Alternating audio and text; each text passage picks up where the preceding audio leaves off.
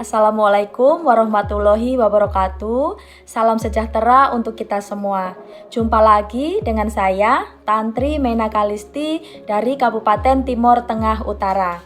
Pada kesempatan kali ini, saya akan menyampaikan tugas diskusi 2 mata kuliah MPDR 5302 Studi Komparatif Pendidikan Dasar di Berbagai Negara dengan tema Pendidikan Berwawasan Multikultural.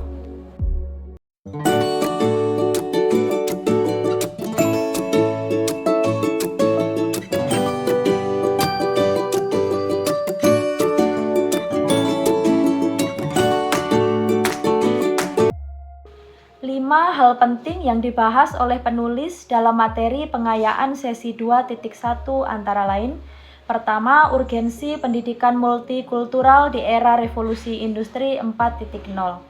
Perkembangan teknologi membawa dampak positif sekaligus negatif, seperti lunturnya toleransi, pudarnya kearifan lokal, dan meningkatnya potensi konflik sosial. Karena itu, pendidikan multikultural diperlukan untuk menjaga identitas sosial. Yang kedua, tujuan pendidikan multikultural. Mengacu pada Banks 2015, tujuan pendidikan multikultural adalah mengurangi diskriminasi, membekali siswa pemahaman lintas budaya, serta menumbuhkan kesadaran sosial agar siswa menjadi warga lokal, nasional, dan global yang aktif. Ketiga, pembentukan karakter bangsa melalui pendidikan multikultural.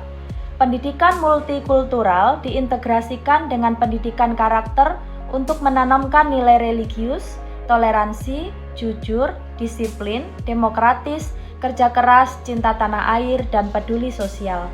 Hal ini memperkuat identitas nasional Indonesia. Yang keempat, strategi implementasi di sekolah. Pendidikan multikultural perlu diterapkan dalam kurikulum dan praktik pembelajaran. Contohnya dengan membangun paradigma inklusif, menghargai keragaman bahasa, anti diskriminasi, dan berbasis kearifan lokal. Yang kelima, peran pendidik dalam membentuk identitas nasional. Guru berperan penting menanamkan nilai kehidupan dan menginternalisasikan semangat kebangsaan melalui proses belajar, sehingga peserta didik tidak hanya memahami, tetapi juga mempraktikkan nilai multikultural dalam kehidupan sehari-hari.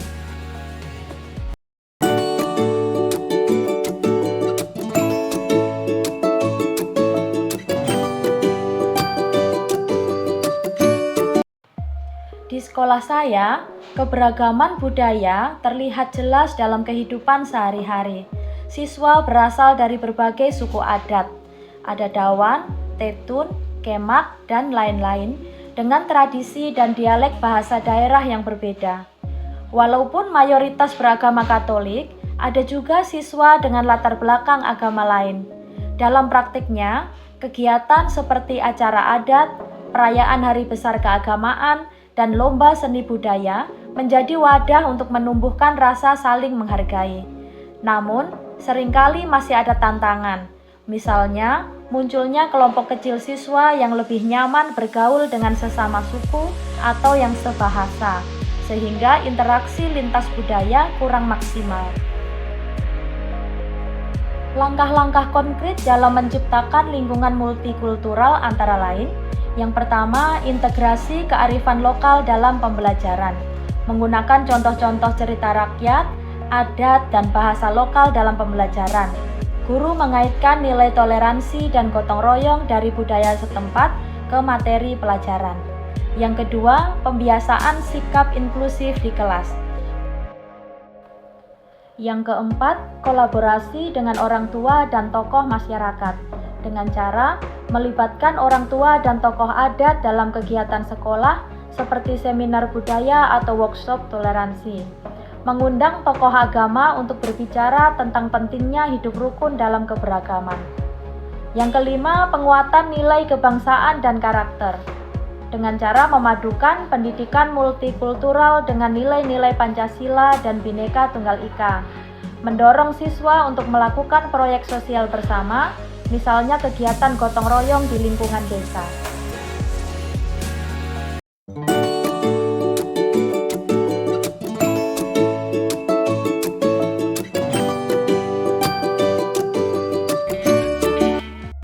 Setelah menonton video berjudul New Boy, saya merasakan bahwa film ini menyampaikan pesan yang kuat tentang perbedaan budaya, penerimaan sosial, dan proses adaptasi seorang anak di lingkungan yang baru.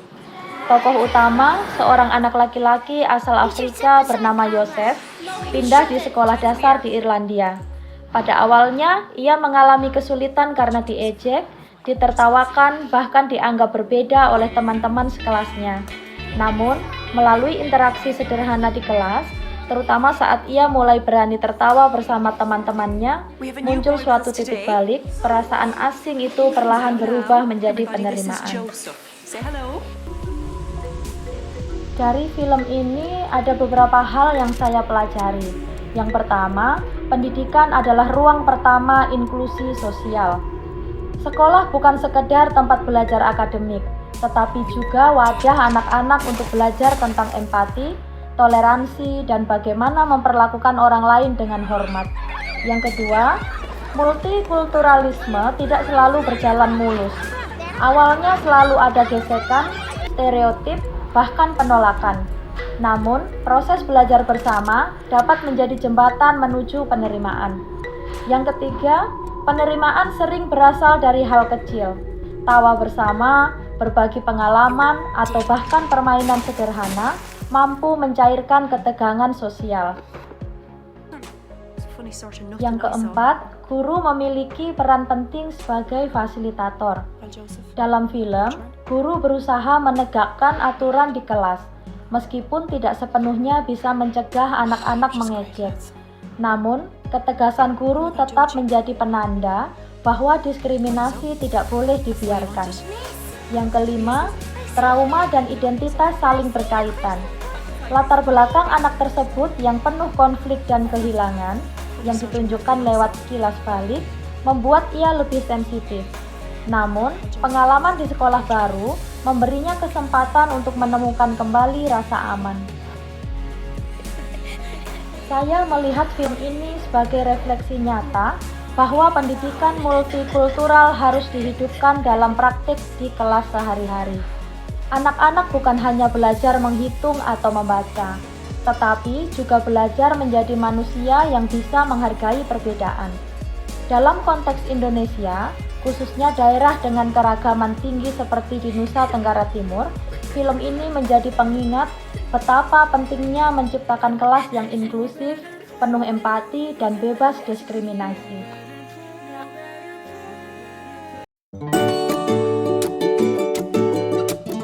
Kesimpulan yang dapat saya ambil dari sesi diskusi 2 ini adalah pendidikan multikultural memiliki peran penting dalam membentuk karakter dan identitas nasional di era revolusi industri 4.0, khususnya melalui integrasi nilai toleransi, kearifan lokal, serta strategi pembelajaran yang inklusif. Pengalaman di sekolah dengan keberagaman budaya menegaskan bahwa praktik multikultural dapat memperkuat sikap saling menghargai sekaligus meningkatkan prestasi akademik jika dijalankan dengan langkah konkret seperti pembiasaan sikap inklusif, kolaborasi dengan orang tua, dan program lintas budaya. Sementara itu, film New Boy memberikan gambaran nyata bahwa penerimaan sosial tidak selalu mudah.